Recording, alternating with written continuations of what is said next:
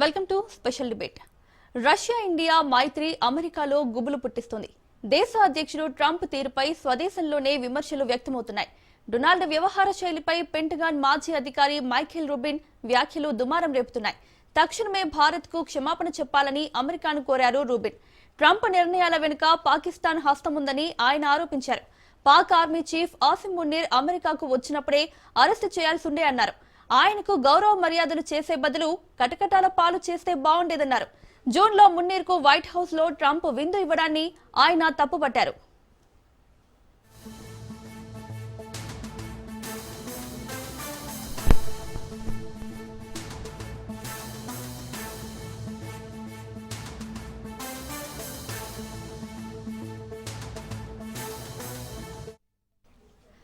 తప్పుడు విధానాలను అనుసరిస్తున్నందుకు 50% దిగుమతి సుంకాలను విధించినందుకు భారత్ కు తక్షణమే అమెరికా క్షమాపణలు చెప్పాలన్నారు మైఖేల్ రూబిన్. అహంభావాన్ని పక్కన పెట్టి ప్రెసిడెంట్ ట్రంప్ క్షమాపణలు చెప్పాలన్నారు. భారత్ లాంటి మిత్ర దేశాన్ని వదిలేసి పాకిస్తాన్ లాంటి దేశాన్ని అక్కున చేర్చుకోవడంలో వ్యూహాత్మకమైన తార్కికత ఏం లేదన్నారు మైఖేల్ రూబిన్. ఉగ్రవాదాన్ని పెంచి పోషించే దేశంగా పాకిస్తాన్ ను గుర్తించాలని ఆయన డిమాండ్ చేశారు. ఒకవేళ మళ్లీ మునీర్ అమెరికాకు వస్తే అరెస్టు చేయాలన్నారు మైఖేల్ రూబిన్.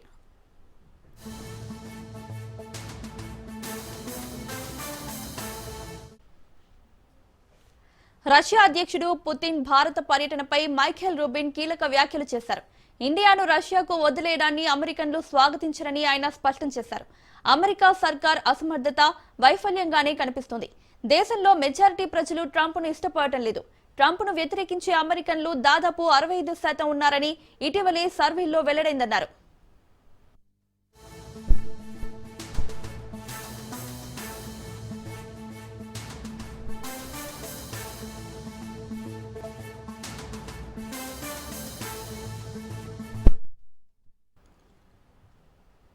అమెరికన్లు అర్థం చేసుకోవాల్సిన విషయం ఏంటంటే భారత ప్రజలు మోదీని దేశ ప్రయోజనాల కోసమే ఎన్నుకున్నారు. ఇండియా అతిపెద్ద దేశం.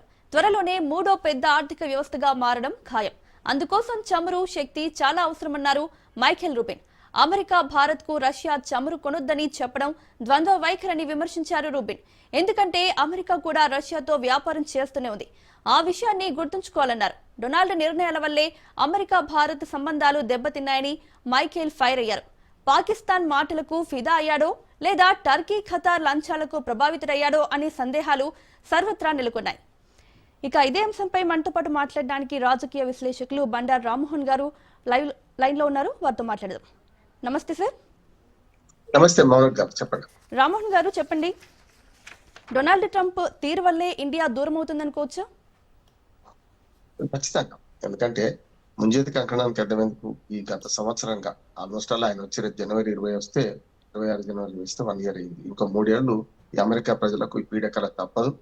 మరి చేసుకున్నంత కదా. ఎందుకంటే ట్రంప్ నిర్ణయాలు అమెరికా ప్రజలు నష్టం చేస్తున్నాయి, అమెరికా ప్రజలకు నష్టం కలిగిస్తున్నాయి. ఎందుకంటే వినదగ్గును ఎవరు చెప్పిన అన్నట్లు అంతకుముందు మనకు ఆర్థిక సలహాదారు, అంతకుముందు ట్రంప్ కు పనిచేసిన వారు, ట్రంప్ కు కలిసి పనిచేసిన చాలా మంది బయటకు వెళ్ళిపోయారు. ఉదాహరణకు ట్రంప్ కోసం $2,000 పైన ఖర్చు పెట్టి పెద్ద ఎత్తున $2 లక్షల ఖర్చు పెట్టి పెద్ద ఎత్తున ప్రచారం చేసిన ఎలాన్ మస్క్ దూరం అయ్యాడు. అంతకుముందు సలహాదారుగా వచ్చిన రామస్వామి దూరం అయ్యారు. అట్లాగే ఇప్పుడు కూడా పెంటగాన్ అంటే ఒక రకంగా సైనిక స్థావరానికి ప్రతినిధి, ఒక రకంగా చెప్పాలంటే. అటువంటి మైఖేల్ రూబిన్ చేసిన వ్యాఖ్యలు పూర్తిగా సత్యాలు, పూర్తిగా వారు చెప్పిన అభిప్రాయం ఏకీపిస్తున్నారు. ఎందుకంటే ఒక రకంగా సలహా ఇచ్చారు, సలహా కూడా పాటించడం లేదు. మొన్న మనకు మునీర్ ను అక్కడికి ఆహ్వానించి ఒక సైన్యాధ్యక్షుడిని, ఒక దేశ సైన్యాధ్యక్షుడు అంటే అమెరికా అధ్యక్షుడి ముందు చాలా చిన్నగా, అది కూడా పాకిస్తాన్ దేశం. పోనీ ఎన్నికైన రాజకీయ నాయకత్వాన్ని ప్రధానమంత్రినో అధ్యక్షుడినో ఆహ్వానించినట్టు వేరు, కానీ ఒక సైన్యాధ్యక్షుడిని ఆహ్వానించి దానికి విందు ఇవ్వడం అనేది దుర్మార్గం అయింది. అందుకని అమెరికా ప్రజలకు వ్యతిరేకమైన నిర్ణయాలు తీసుకుంటున్నారు. అమెరికా ప్రజలు ఎక్కువ మంది భావిస్తున్నారు. దానికి తగ్గట్టుగా ఉద్యమాలు కూడా జరిగినాయి మౌనిక. ఎందుకంటే మనం చూస్తున్నాం కదా, వరుసగా 2,500 చోట్ల పెద్ద ఎత్తున మనం నిరసన ఉద్యమం జరిగినాయి. లక్షలాది మంది ప్రజలు రోడ్ల మీదకి వచ్చి we miss you Joe Biden Biden కు మద్దతు చెప్పుకుంటూ ట్రంప్ ను వద్దని చెప్పి, మాకు అమెరికాకు రాజు ఎవరు లేడు, కిరీటం ఎవరిది లేదని చెప్పి నిరసన చేశారు. అంటే ఇప్పుడు మనకు అమెరికా రష్యా మైత్రి బంధం మరింత పటిష్టం కావడం వల్ల ఈ విమర్శలు మరింత ఎక్కువైనాయి. అమెరికా పెంటగాన్ స్థావరం మన ఆ నైపుణ్యులు చెప్పిన మైకల్ రూబిన్ చెప్పిన మాటలు అక్షర సత్యాలు. దాన్ని పాటిస్తే మంచిది. అంటే ఏది అవసరం అమెరికా మొదటి నుంచి కూడా అమెరికన్ ఫస్ట్ నినాదం తప్పుగా, అమెరికా ప్రజల ప్రయోజనం కోసం పాటుపడడం తప్పుగా. కానీ అది దృష్టిలో పెట్టుకొని ఒక మంచి మిత్రుడిని కోల్పోతున్నారు కదా మీరు అని చెప్పి రూబెన్ వ్యాఖ్యలు సరైనవి అంటున్నాను నేను.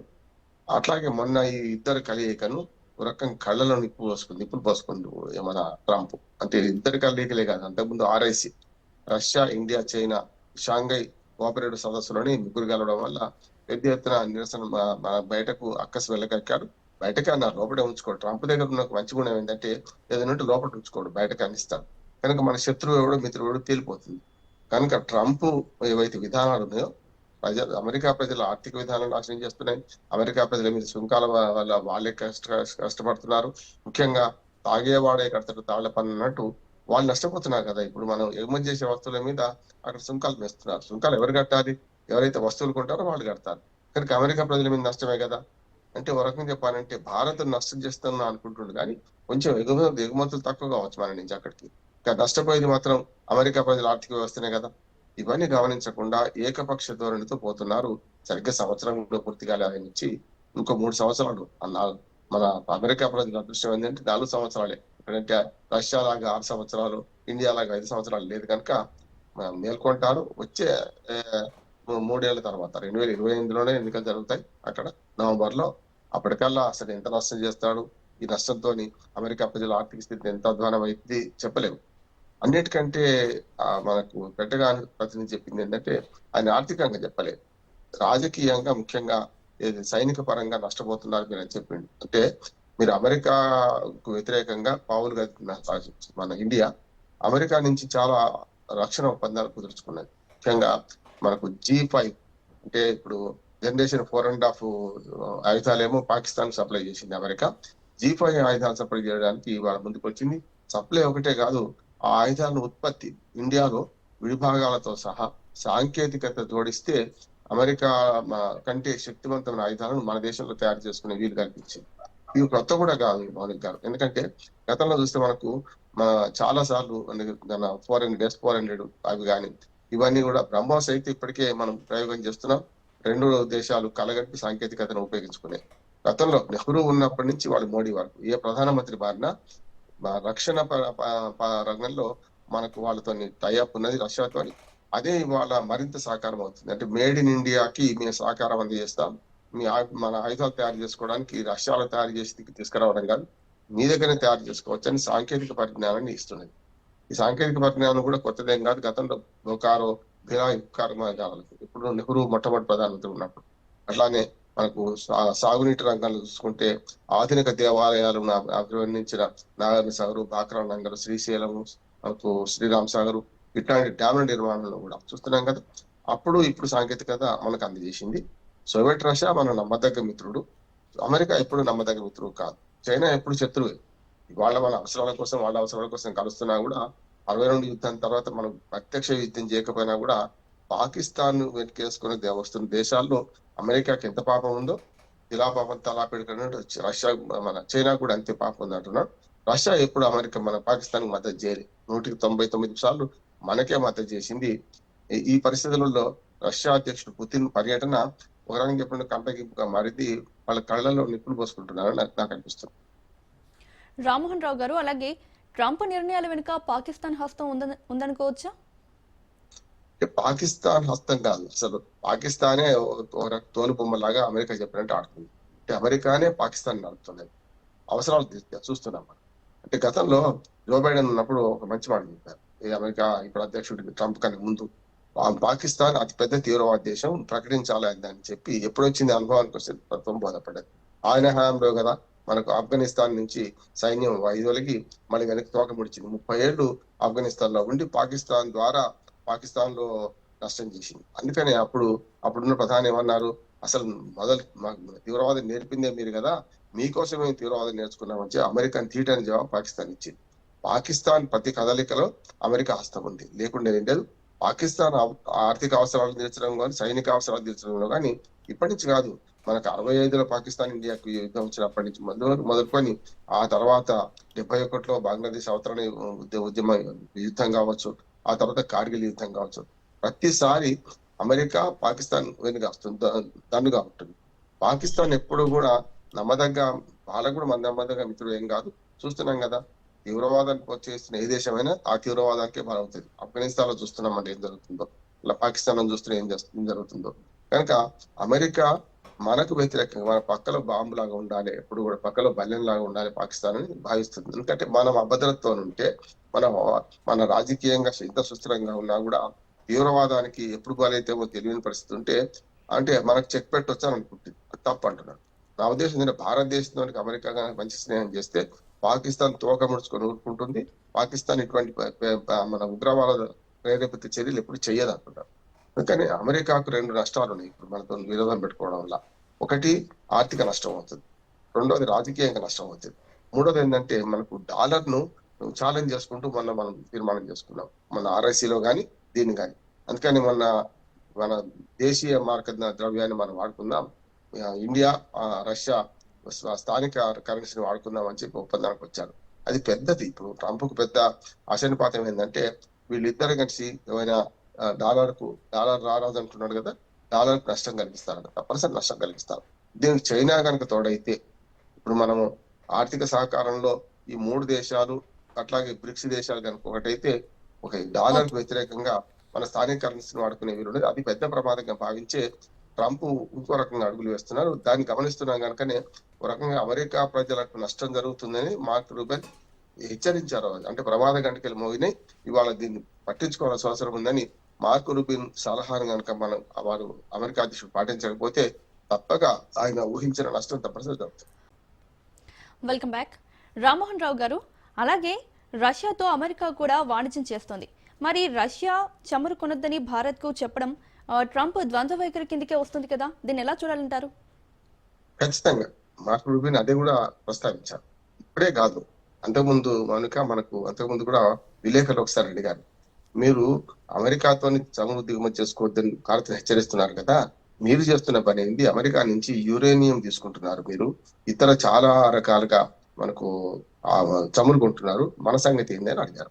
అడిగితే దాన్ని దాట వేస్తూ అవునా నిజమేనా అంటే ఎంత అమాయకంగా ప్రవర్తించిన ట్రంప్ అంటే విలేకరులు అడిగారు ఈ మాట. ఇప్పుడు మార్క్ రూబిన్ ఇప్పుడు అంటున్నారు, కానీ అంతకుముందే ఒక 6 నెలల క్రితమే విలేకరులు అడిగితే అవునా నిజమేనా, నిజంగానే యురేనియం ఎంత సప్లై చేసుకుంటున్నాము లెక్కలు తీయండి అని చెప్పి పక్క అధికారులను ఆయన అమాయకంగా అడిగిన ప్రయత్నం చేసిండు. అందుకని చూస్తున్నాం అమెరికా రష్యాతోని వాణిజ్యం చేయడం తప్పు కాదట, కానీ రష్యాతోని భారతదేశం చేయడం తప్పట. అందుకని సమస్య వస్తుంది అనుకోండి. అది రెండోది ఏంటంటే ప్రపంచం అంతా కుగ్రామంగా మారిపోయిన తర్వాత ఎవరి వ్యాపారం వాళ్ళది. ఇప్పుడు మనకి ఎక్కడ తక్కువ ధర దొరికితే అక్కడ కొంటాం. అందుకని ఈ రూపాయలు ఒక మంచి సూచన చేశారు. మీరు రష్యాతో భారత్ వాణిజ్యం చేయొద్దు, చమురు కొనొద్దు అంటున్నారు కదా, అంతకంటే చమురు తక్కువ ధరకు మీరు సప్లై చేయండి. ఎందుకు కొనాలి వాళ్ళు? మన అవసరాలు మనకు ఉంటాయి కదా. అందుకని ఆయన ఏమన్నాడు అంటే అక్కడి నుంచి కొనొద్దు అంటారు, మీరు సప్లై చేసే చమురు మాత్రం ఇంకో $10 వడ్డించి మరీ సప్లై చేస్తా అంటే ఎందుకు కొంటారు, ఎవరు కొంటారని. అందుకని ఇప్పుడు జరిగింది ఏంటంటే రష్యాలో ఉన్న చమురు కంపెనీల ఉత్పత్తుల మీద చాలా పెద్ద ఎత్తున ఆంక్షలు విధించింది అమెరికా. కనుక దాని వల్ల మనకు ఒప్పందాలు కుదిరించడం కొంచెం లేట్ అవుతుంది. అదాని కానీ రిలయన్స్ కానీ వీళ్ళందరూ కూడా మనకు ఆ ఒప్పందం కుదిరించడం లేట్ కావడం వల్ల సమస్య కొంచెం తగిన మాట వాస్తవమే. కానీ ఇప్పటికి కూడా మొత్తం మనం దిగుమతి చేసుకుంటున్న చమురులో 35% మించిన చమురును మనం రష్యా నుంచి దిగుమతి చేసుకుంటున్నాం. అయితే 2-3% అటు ఇటు కావచ్చు. అట్లాగే భారత్ రష్యా మధ్యన ఎగుమతుల్లో మార్పు చూసుకుంటే మనము అక్కడి నుంచి దిగుమతి చేసుకునే ఎప్పుడు రష్యా నుంచి మనం ఎగుమతి చేసేది తక్కువ, చాలా తేడా ఉంది. కానీ అదే అమెరికాతో మనం ఎగుమతుల విషయంలో చాలా ముందున్నాం. అందుకనే అమెరికా కూడా తనకు అవసరమైన వాటిలో విధానాల్లో సుంకాలు పెంచలేదమ్మా. సుంకాలు పెంచని విషయం చెప్తాను. అంటే ముఖ్యంగా ఫార్మాస్యూటికల్ రంగంలో బ్రాండెడ్ మందుల మీద పెంచారు సుంకం, కానీ జనరిక్ మందుల మీద పెంచలేదు.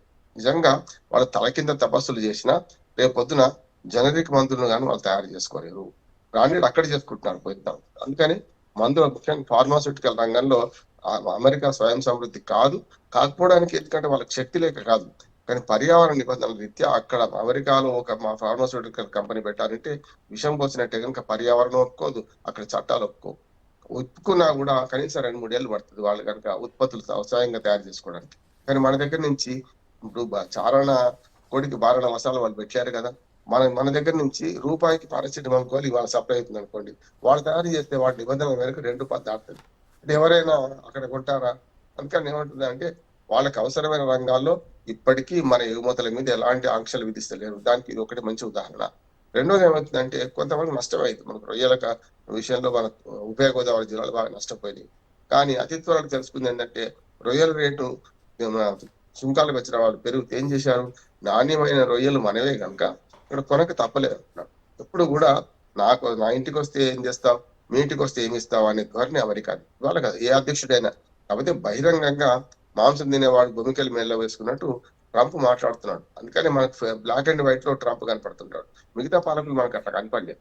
వాళ్ళు డిప్లొమాట్ గా వాళ్ళు వ్యూహంతో వ్యవహరించారు కనుక మనకు అంత శత్రువులు అనిపించలే. కానీ ఈయన బాహాటంగా చెప్తున్నాను శత్రువు అనిపిస్తున్నాడు. కానీ ఆయన చర్యలు తాను ఎక్కిన కొమ్మని నరుక్కునే పరిస్థితి ఉంటుంది అంటున్నాడు. ట్రంప్ చేసే చర్యలు ఏమైందంటే ఎక్కిన కొమ్మని నరుక్కునే పరిస్థితి. అందుకని అందరూ సలహా చెప్పినా కూడా వింటలేడు. సీత ఎవరు చెప్పినా వినడు అన్నట్టు మనకు ఎలాన్ మస్క్ చెప్పిండు. జియోడి ఆయన కోసం సృష్టించిన వ్యవస్థను రద్దు చేయాల్సి వచ్చింది కదా. రెండోది మనకు రామస్వామి చాలా మంచి మిత్రుడు మన ట్రంప్ కి. ఆయన చెప్పిన మాట వినలేదు. ఇప్పుడు ఇవాళ మనకు రూబిన్ చెప్పిన మాటలు వింటలేడు. అంతకుముందు మనకు ఇప్పుడు పెంటగాను సలహాదారు ఈయన, కానీ అంతకుముందు చెప్పిన గతంలో సలహాదారుల మాటలు వినలేదు. ఆయన దగ్గర పనిచేసిన వాళ్ళే, ఆయన మనస్తత్వం కనుక్కున్న వాళ్ళే ఇవాళ మీరు భారత్ తోని శత్రుత్వం తెచ్చుకోవడం వల్ల మన నష్టం అవుతుంది. రేపు ఆర్థిక శక్తిగా ఎదుగుతున్నది. ఒకనాడు ఉన్న ఏమంటారు దాన్ని, 2 ధృవాల ప్రపంచం కాస్త ఇవాళ భిన్న ధృవాల ప్రపంచం అయింది. బ్రిక్స్ దేశాలు బలపడుతున్నాయి, సార్క్ దేశాలు బలపడుతున్నాయి, G20 దేశాలు బలపడుతున్నాయి. కేవలం మరి G7 దేశాలతో మీరు ఏం చేయలేరు. G7 దేశాలకు కూడా మన భారతదేశాన్ని పిలవక తప్పని పరిస్థితి వస్తుంది వాళ్ళకి. అందుకని ఎదుగుతున్న ఆర్థిక వ్యవస్థగా 3వ స్థానం 10 ఏళ్లలో ఖచ్చితంగా ఒక 4-5 ఏళ్లలో 3వ స్థానానికి చేరుకుంటాం మనం. అట్లాగే రక్షణ రంగంలో కూడా అప్పుడు మనకు రష్యాతో ఒప్పందం కుదిరింది కనుక మనకు 3వ స్థానానికి, అది కూడా రక్షణ రంగంలో కూడా మనం ఆయుధాల పరంగా 4వ స్థానంలో ఉన్న ప్రపంచంలో చేస్తున్నాం. కనుక ఇప్పుడు ఏం చేస్తుందంటే అమెరికా డైరెక్ట్ గా తలపడకుండా, మొన్నే చూసాం పుతిన్ మన దేశానికి వచ్చినప్పుడు 3 దేశాలు ఫ్రాన్స్, జర్మనీ, మనకు బ్రిటన్ వాళ్ళతోని ఓ దుర్మార్గమైన వ్యాసాన్ని రాయించింది ఇక్కడ. అందుకని మనం రాయబారులను పిలిపించి మరీ నిరసన వ్యక్తం చేశాం. ఇటువంటి ప్రొపగండా మీరు చేయొద్దు. 2019లో జరిగిన దాన్ని ముందుకు పెట్టి మొన్న జరిగినట్టుగా చూపించారు, మీరు తప్పు. అంటే ఫైల్ ఫోటో పెట్టి ఇప్పుడు బదనాం ఎట్లా చేస్తారో ఫైల్ ఆర్టికల్ తీసుకొచ్చి ముందర పెట్టారు. సమస్య లేదని మనం నిరసన వ్యక్తం చేసినాం. వాళ్ళు అమెరికా రాయబారులను పిలిపించి మరీ చెప్పారు. ఎందుకంటే ఇప్పుడు అమెరికా డైరెక్ట్ దిగకుండా యూరోపియన్ దేశాలతో మనం దాడి చేస్తుంది. యూరోపియన్ దేశాలకు బుద్ధి ఉండాలి. ఏంటంటే వాళ్ళు యూరో కరెన్సీ నాశనం చేసింది అమెరికా అధ్యక్షుడు కాదా, అమెరికా కదా. గతంలో 2016 నుంచి 2020 దాకా 21 దాకా ఈ మహానుభావుడు ఉన్నాడు కదా. మరి అప్పుడే ఆ 4 ఏళ్లలో యూరో కరెన్సీని కావాలని చీల్చి, యూరోప్ దేశాలను చీల్చి ఎవరికి వారు యమునా తీరగా చేర్చి వాళ్ళు యూరో కరెన్సీని బ్రహ్మాండంగా 20 దేశాలు కలిపి చేసుకుంటే యూరోప్ ఖండంలో అవన్నీ చీల్చింది దుర్మార్గుడే కదా. అంటే గతాన్ని మర్చిపోయి వీళ్ళు ఇప్పుడు భారతదేశం మీద విషయం కట్టే చర్యలో అమెరికా కంటే ఇప్పుడు ఈ 3 దేశాలు ముందుకుంచారు. బ్రిటన్ ఏమో ఒక రకంగా చెప్పండి, అమెరికాతో దౌత్య సంబంధాలు విఫలం అయితే మేము ఆర్థిక రంగంలో ఉద్యోగాలు మేము కల్పిస్తాం, ద్వారములు తెరిచియే ఉన్నవని బ్రిటన్ అధ్యక్షుడు మనం ప్రకటించారు, స్మార్ట్. మరి అప్పుడు ఇటువంటి దుర్మార్గమైన ఆర్టికల్స్ ప్రమోట్ చేసి ఇట్లా చేస్తే నష్టం వాళ్ళకే అవుతుంది కదా. అందుకని నేను ఆలోచిస్తుంటే ఎదుగుతున్న ఆర్థిక వ్యవస్థగా ముఖ్యంగా యువ భారతం మనది నవభారతం నిర్మించే క్రమంలో స్కిల్స్ ఉన్నాయి. ఈ స్కిల్స్ కు వాడుకోక తప్పదు అమెరికా. ఒక మాట చెప్తాను ఇంకా మనకు. ఇంకోటి ఏంటంటే మనకు మొన్నటిదాకా వీసాల విషయంలో కూడా చాలా తేడా చూపించారు. ఎవరు నష్టపోయిండ్రు? చెరువు మీద అడిగితే ఎవరు నష్టపోతారు? అదే జరిగింది. మొన్నటిదాకా యూనివర్సిటీల్లో అడ్మిషన్స్ విషయంలో విద్యార్థి వీసాల విషయంలో చాలా దుర్మార్గంగా ప్రవర్తించింది. ఏమైందంటే 35% అడ్మిషన్స్ తక్కువైనాయట. మన 2024-25 మన లెక్కలు చూస్తే 35% అడ్మిషన్స్ తక్కువయ్యాడు. దానివల్ల ఏమైంది, పెద్ద హార్వర్డ్ యూనివర్సిటీ లాంటి యూనివర్సిటీల్లో ఆర్థికంగా వాళ్ళు నష్టపోతున్నారు. లేకపోతే భారతీయుల విద్యార్థుల ఫీజుల మీద బతుకుతున్నారు వాళ్ళు. పోయింది కదా. అట్లెందుకు మనకి H1B వీసాలు ఆ విషయంలో కూడా ఇప్పుడు అనుభవానికి వస్తే తత్వం బోధపడ్డది. గురజాడ అప్పారావు గారి కన్యాశుల్కంలో అన్నట్టు ఏమైందంటే ఇప్పుడు ఏదైతే మనను H1B వీసాల మీద కష్టపడితే ఆఖరికి వెనక్కి తీసుకోవాల్సి వచ్చింది కదా. ₹1,00,000 ప్రతి సంవత్సరం అన్నారు, $1,00,000 ప్రతి సంవత్సరం అన్నారు. తర్వాత మెల్లమెల్లగా ఏమైంది, కాదు ఒకేసారి అన్నారు. ఒకేసారి నువ్వు ఇప్పుడు మళ్ళీ నైపుణ్యాభివృద్ధి మనం చేసుకోకుండా భారతదేశం నుంచి నైపుణ్య వలసలను ఆపితే స్కిల్ మనకు ఆపితే మనం నష్టపోతాం. భారతదేశం దగ్గర నైపుణ్యం ఉన్నది. అవి తక్కువ జీతంతో మనం పనిచేస్తున్నాం మన దగ్గర కనుక మనం ఖచ్చితంగా మనం ప్రోత్సహించాల్సిందే, మనం రప్పించాల్సిందే అనుకుంటూ ట్రంప్ తనకు తానే రెక్టిఫై చేసుకున్నాడు. మనం నైపుణ్యాభివృద్ధి పెంచుకోవాలి, అప్పటిదాకా వాళ్ళు ఆహ్వానించవలసిందే అన్నాడు. అంటే ఏమైంది, తత్వం బోధపడ్డది కదా. ఈ రెండు రంగాలు చూసుకోవచ్చు, హెచ్‌వన్-బి వీసాలు అట్లానే మనకు విద్యార్థి వీసాల విషయంలో తప్పు చేసిన ఆయన ఒప్పుకున్నాడు. అంతకన్నా ఏం కావాలి మనకు. అంటే వాళ్ళకి అనుభవం వచ్చేదాకా మనం నష్టపరుస్తున్నారు. అయినా ఏ నష్టం కాదు. మన దేశంలో అమెరికా కంటే గొప్ప పరిస్థితులు ఉన్నాయి. అమెరికా నుంచి వచ్చిన వాళ్ళు కొంచెం అడ్జస్ట్ చేసుకుంటే ఆ నైపుణ్యాన్ని మన దగ్గరనే వినియోగిస్తే 2047 విజన్ 2047 ఉంది కదా ఇండియా. అట్లాగే మన తెలుగు రాష్ట్రాలు కూడా రేపు ఎల్లుండి మనకు తెలంగాణ రైజింగ్ 47 నడుస్తున్నది. అట్లాగే మొన్నటిదాకా గ్లోబల్ సమ్మిట్ విశాఖపట్నంలో జరిగింది. అంటే ఏదైనా మన దేశానికి వచ్చి కొంచెం ఆర్థికంగా మనకు అక్కడి జీతాలు లభించకపోయినా కూడా మన దగ్గర చేస్తే ఈ స్కిల్స్ ని కనుక సరిగ్గా ఉపయోగించుకుంటే మన దేశానికి ఆర్థిక వృద్ధి అవుతుంది. అట్లాగే వలసలు సహజం. అక్కడి నుంచి ఇక్కడికి, ఇక్కడి నుంచి అక్కడికైనా కూడా వలసలను ఆపితే అమెరికాకే నష్టం. అదిలే వలస దేశం, అది 250 సంవత్సరాల పురాతన ప్రజాస్వామ్య దేశం. ఇలా ప్రజాస్వామ్యం లేదు, తొక్కలేదు, తోలు లేదు, నా ఇష్టమైన పని చేస్తా అని ఆయన ఏంటంటే ప్రజల్ని హెచ్చరిస్తున్నాడు, ప్రపంచ దేశాలను హెచ్చరిస్తున్నాడు. ఇది ఎంతో కాలం సాగదు. అతి త్వరలో తన తప్పు తెలుసుకుంటారనుకుంటున్నాను. వచ్చే సంవత్సరం త్వరని వేరేగా ఉంటుంది ప్రభుత్వం. నేను రామ్మోహన్ రావు గారు, రష్యాతో భారత్ కు ఎప్పుడూ సత్సంబంధాలున్నాయి. రష్యా భారత్ కి ఎప్పుడు కూడా చిరకాల మిత్రుగా ఉంది. సో రష్యా భారత్ బంధంతో అమెరికాకు కష్టమే అంటారా? ఒకవేళ అమెరికాకు కష్టమైతే అమెరికా ఏ విషయాల్లో నష్టపోయే ఛాన్సెస్ ఉంది? అమెరికా ఒక మాట మీద నిలబడదు ఎప్పుడు కూడా. అంటే తనకు నష్టం అయితే తప్పనిసరి రెక్టిఫై చేసుకుని ఉంటుంది. ఇక ట్రంప్ కాదు, ట్రంప్ తాత దిగి వచ్చినా వాళ్ళకి నష్టం అనుకుంటే ప్రజల మనోభావాలు పెద్దవి కనుక దాన్ని గౌరవించక తప్పదు. కాకపోతే తాత్కాలికంగా రష్యా ఇండియా బంధం అయితే ఒకసారి నష్టపోతారు అని కూడా చాలా పెద్ద ఎత్తున మాట్లాడిన సందర్భం ఉంది కనుక ఇప్పుడు మెల్లమెల్లగా అమెరికా వాస్తవాలు తెలుసుకుంటుంది. రష్యా ఇండియా బంధం కనుక పటిష్టం అవుతే, దానికి తోడు చైనా కూడా తోడైతే, ఈ మూడు దేశాలు కలిస్తే ప్రపంచంలో 800 కోట్ల జనాభా ఉంటే సుమారు 320 కోట్ల జనాభా ఈ మూడు దేశాలు కలుస్తూ ఉంటాయి. ఇలా బ్రిక్స్ దేశాలు కలిస్తే డాలర్ విలువ పడిపోవడానికి చాలా పెద్ద ఎత్తున నష్టం జరుగుతుందని గ్రహించింది ఇప్పటికే. కనుక ఇవన్నీ గ్రహించి నష్ట నివారణ చర్యలు చేపట్టే క్రమంలోనే ఇవాళ మనకు మైకేల్ రూబెన్ ఏదైతే పెంటగాన్ ప్రతినిధి అన్నారో, మాజీ ప్రతినిధి అన్నారో, అది వాస్తవం అవుతుంది. ఇటువంటి సలహాలను తప్పనిసరి తీసుకోవాల్సి వస్తుంది. ఇప్పటికే చాలా మంది ట్రంప్ దగ్గర ఉన్న అధికారులు విసిగిపోయి ఆయన ఎవరు చెప్పినా వింటలేడని చెప్పి పక్క తప్పున్న సందర్భాలు ఉన్నాయి, లేకపోతే సలహాలు మళ్ళీ ఇప్పిస్తున్న సందర్భాలు ఉన్నాయి. కనుక అది నష్టమే అని వాళ్ళకి తెలుస్తున్నది. ఇప్పుడే ప్రజలు మేల్కొన్నారు. ప్రజలు ఇప్పటికే అంటున్నారు అమెరికా రష్యా బంధం పటిష్టం అవుతే చైనా మనకు, అమెరికా మనకు, చైనా మన ఇండియా ఈ మూడు పటిష్టం అవుతే అమెరికా నష్టపోతే వాళ్ళకి అర్థమైంది. మెల్లమెల్లగా అందుకని వచ్చే సంవత్సరం నుంచి తేడా ఉంటుంది అనుకుంటా. గతంలో ఒక్క మాట చెప్పి ముగిస్తాను. గతంలో 2017 నుంచి 21 దాకా ట్రంప్ మన అధ్యక్షుడిగా ఉన్నప్పుడు మొదటి 2 ఏళ్ళు రకంగా మాట్లాడిండు. తర్వాత 2 ఏళ్లు ఆయన చేసిన చర్యలు దిద్దుకునే పనిచేశాం. ఇప్పుడు కూడా ఓ సామెత ఉంది మనకు, అయ్యగారు ఏం చేస్తున్నారంటే చేసిన తప్పులు దిద్దుకుంటున్నారండి. కానీ అమెరికా అధ్యక్షుడు గత సంవత్సరం చేస్తున్న పని ఏంటంటే చేసిన తప్పులు మళ్ళీ చేస్తున్నాడు. కనుక వచ్చే సంవత్సరం నుంచి వచ్చే జనవరిలో ఆయన జ్ఞానోదయం జరుగుతుందని చెప్పి అట్లానే ఈ విధానాల మార్పు కూడా జరుగుతుంది అనుకుంటున్నాడు. ఇప్పటికే నైపుణ్యాభివృద్ధిలో ఆయన వాస్తవానికి వచ్చిండు, కళ్ళ నుంచి తేరుకున్నాడు. నైపుణ్యాభివృద్ధిలో భారతదేశ నైపుణ్యాన్ని వాడుకోకపోతే తప్పదు అనే పరిస్థితికి వచ్చాడు. ఇంకా కొన్ని వాస్తవాలు బయటకు వస్తాయి. అతి త్వరలో రష్యా భారత్ బంధం మరింత పటిష్టమవుతుంది. దానికి చైనా కూడా తోడవుతుంది. దాన్ని నష్టపోతామని తెలుసుకున్న అమెరికా ఖచ్చితంగా మార్పు జరుగుతుందని నేను కోరుకుంటున్నాను. రామ్మోహన్ రావు గారు, అలాగే మున్నీర్ను ఎప్పుడూ అరెస్టు చేయాల్సి ఉండే అని మైకేల్ రూబిన్ అన్నారు. సో ఈ వ్యాఖ్యల వెనుక కారణం ఏముందంటారు? అవును కదా, మరి మునీర్ ఒక యుద్ధ నేరస్తుడు అని చెప్పాలంటే గట్టిగా మాట్లాడితే అసలు అంటే అర్థం చేసుకోవాల్సింది అమెరికా ఏంటంటే రాజకీయ నాయకత్వంతో ఎప్పుడైనా రాజకీయ నాయకత్వం మాట్లాడాలి. అది విడిచిపెట్టి ఏం చేసింది, మునీర్ పట్టుకుంది.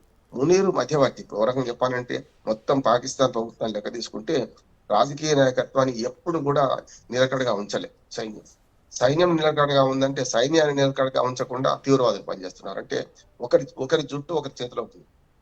నిజమైన దొంగ తీవ్రవాదులు ఎవరైతే ఉన్నారో వాళ్ళందరి చేతిలో సైన్యం ఉంది, సైన్యం చేతిలో ప్రభుత్వం ఉన్నది. కనుక ప్రభుత్వం నిలకడగా ఎప్పుడు చెప్పండి.